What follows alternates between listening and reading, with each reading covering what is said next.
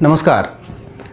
यह तो सभी जानते हैं कि 1971 के भारत पाकिस्तान युद्ध में भारत ने पाकिस्तान के कब्जे से बांग्लादेश को आज़ाद कराया था और पाकिस्तान के 90,000 सैनिकों को आत्मसमर्पण पर मजबूर कर दिया था।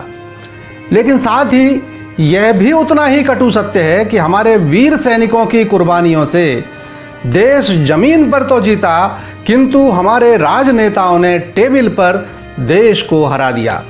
कूटनीतिक मोर्चे पर हमें करारी शिकस्त मिली। शिमला में तत्कालीन भारतीय प्रधानमंत्री श्रीमती इंदिरा गांधी और जुल्फिकार अली भुट्टो के बीच बातचीत हुई।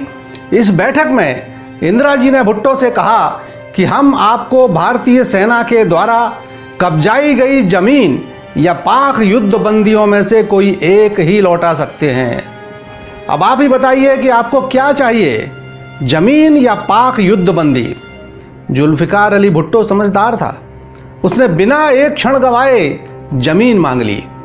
दरअसल वह जानता था कि अंतर्राष्ट्रीय नियमों के कारण भारत को कभी न कभी पाक सैनिकों को छोड़ना ही होगा।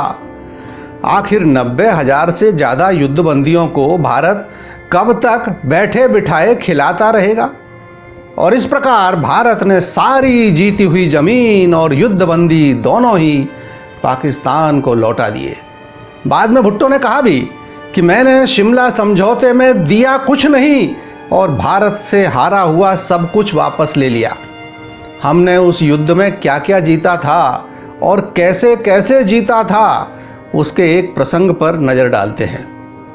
अगर असमय युद्ध विराम न किया गया होता तो पाकिस्तान अधिकृत समूचा सिंध भी उसी समय आजाद कराया जा सकता था।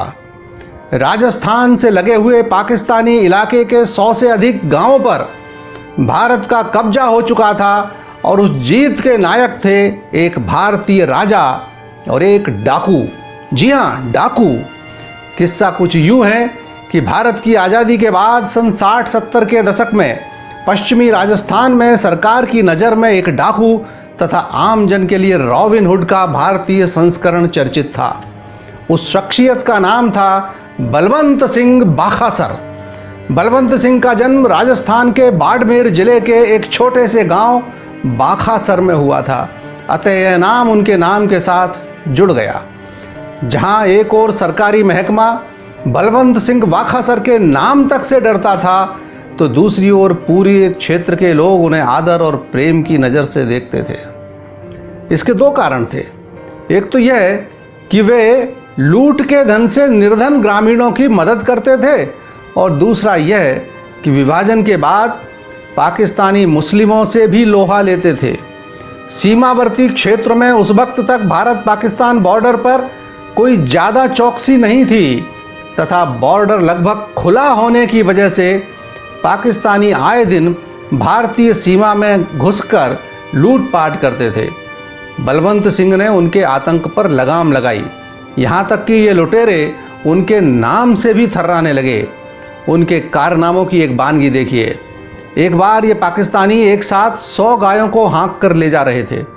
जैसे ही इसकी खबर बलवंत सिंह को मिली, फिर क्या था, उसी क्षण अपने घोड़े पर सवार होकर बलवंत सिंह डाकुओं का पीछा करने लगे और 8 पाकिस्तानियों को ढेर कर सभी गायें छुड़वा लाए। उक्त दोनों कारणों के चलते बलवंत सिंह पूरे 100 किलोमीटर क्षेत्र के तत्कालीन रॉबिन हुड बन चुके थे। उसी दौरान 1971 में भारत पाकिस्तान के बीच युद्ध प्रारंभ हुआ तथा राजस्थान, गुजरात और पाकिस्तान के इस सीमावर्ती क्षेत्र में भारत की ओर से युद्ध की बागडोर सौंपी गई लेफ्टिनेंट कर्नल महाराज सवाई भवानी सिंह को। तो आइए अब थोड़ी चर्चा हमारे इस दूसरे नायक भवानी सिंह जी की भी करते हैं। भवानी सिंह जयपुर के महाराजा सवाई मान सिंह द्वितीय के सबसे बड़े पुत्र थे, किंतु उन्होंने 1951 में भारतीय सेना में भर्ती होकर देश सेवा करना तय किया। इनकी पहली नियुक्ति भारतीय थल सेना में 3री कैवेलरी रेजिमेंट में 2nd लेफ्टिनेंट के कमीशन्ड पद पर हुई। जून 1967 में 10 पैरा कमांडो यूनिट में नियुक्ति के अगले साल 1968 में इन्हें कमांडिंग ऑफिसर पदभार दिया गया। अपने पिता सवाई मान सिंह की मृत्यु के बाद 1970 में भवानी सिंह जी ने जयपुर की राजगद्दी संभाली। भवानी सिंह जयपुर के 40वें महाराजा और आमेर की परंपराओं के मुताबिक 11वें शासक थे। वह 1 साल आधिकारिक तौर पर महाराजा रहे, किंतु उसी दौरान इंदिरा सरकार ने 26वें संविधान संशोधन के द्वारा सभी राजा महाराजाओं के प्रिवी पर्स सहित अन्य सभी राजसी अधिकार खत्म कर दिए। इसके बाद भी जब 1971 में हुए भारत पाक युद्ध में महाराज को भारतीय सेना का नेतृत्व करने को कहा गया तो वे सहर्ष तैयार हो गए। सेना नायक वही सफल होता है जो समय के अनुसार निर्णय ले। भवानी सिंह जानते थे कि सेना थार की रेगिस्तानी भूल भलैया में भटक सकती है, फंस सकती है, जबकि डाकू बलवंत सिंह इस इलाके के चप्पे चप्पे से अच्छी तरह परिचित है।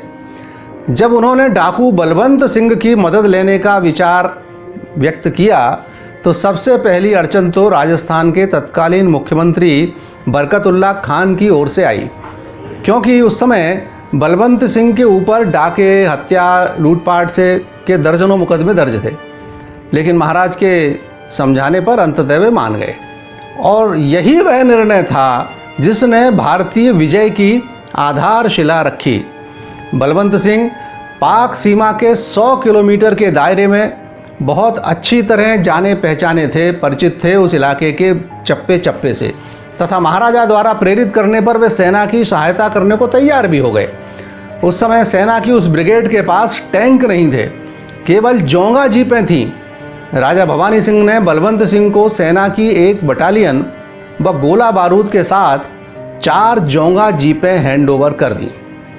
बलवंत सिंह ने महाराज भवानी सिंह जी को सलाह दी कि आप अपनी जीपों के साइलेंसर निकालकर पाकिस्तानी चौकी पर दूर से हमला करते हुए आगे बढ़िए। ऐसा करने से दुश्मन को लगेगा कि भारत ने टैंकों के साथ हमला किया है। ऐसा ही किया गया, और टैंकों के भ्रम में पाकिस्तानी सैनिकों का पूरा ध्यान सामने की ओर से हो रही गोलाबारी पर ही केंद्रित हो गया। उधर इलाके से पूरी तरह परिचित बलवंत सिंह पाकिस्तानी सैन्य बल के पीछे जा पहुंचे। पाकिस्तानी सेना को लगा कि उनकी अपनी ही कोई दूसरी बटालियन उनकी मदद को आ गई है, सहायता को आ रही है, और वो पूरी तरह असावधान रहे और 2 पार्टों के बीच फंसकर मारे गए। भवानी सिंह और बलवंत सिंह की इस जोड़ी ने कई पाकिस्तानी चौकियों को इसी रणनीति से समाप्त किया, और देखते ही देखते भारतीय सेना ने बिना कोई खास नुकसान उठाए बहुत बड़े क्षेत्र को जीत लिया और लगभग 100 गांवों पर कब्जा जमा लिया।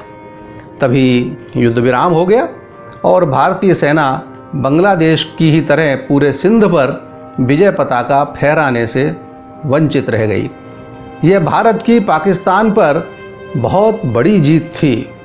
स्वाभाविक ही युद्ध की समाप्ति के बाद देश के लिए दिए गए इस महत्वपूर्ण योगदान के बदले भारत सरकार ने बलवंत सिंह भाखासर और उनके साथियों के विरुद्ध दर्ज सभी मुकदमे वापस ले लिए। इसके अलावा उन्हें 2 हथियारों का ऑल इंडिया लाइसेंस भी प्रदान किया।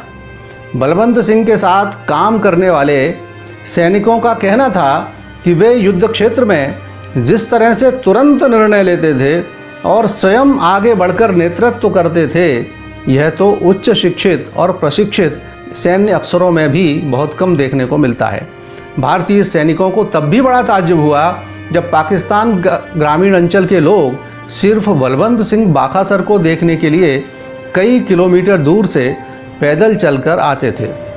लेफ्टिनेंट कर्नल महाराज भवानी सिंह को भी युद्ध में असाधारण वीरता का प्रदर्शन करने के लिए महावीर चक्र से सम्मानित किया गया। इसी बीच भारत और पाकिस्तान के बीच शिमला समझौता हो गया और वो जीते हुए इलाके भारत सरकार ने पाकिस्तान को वापस कर दिए। इस बात से बलवंत सिंह बहुत नाराज हुए। उन्होंने महाराज भवानी सिंह को इस बात के लिए नाराज़गी भी जताई कि जब यह सब वापस ही करना था तो इतने लोगों की जान जोखिम में क्यों डाली गई। महाराज भवानी सिंह ने बलवंत सिंह को समझाया कि हम सिपाही हैं, हमारा काम है दुश्मन से लड़ना, ऐसे कूटनैतिक निर्णयों में हमारी कोई भूमिका नहीं रहती। लेकिन बलवंत सिंह बाखासर इंदिरा गांधी का यह निर्णय कभी नहीं भूल पाए और वे आजीवन उन्हें नापसंद करते रहे। आपातकाल के बाद हुए चुनावों में 1977 में उन्होंने जनता पार्टी का खुला साथ दिया। वे कहते थे, मुझे राजनीति का तो कुछ पता नहीं, लेकिन जब हमने दुश्मन को हरा दिया तो उसकी ज़मीन वापस क्यों की। काश अब जवानों की वीरता कभी व्यर्थ न जाए और भविष्य में कूटनीतिक मोर्चों पर भी भारत की सफलता देश का मान बढ़ाए। जय हिंद।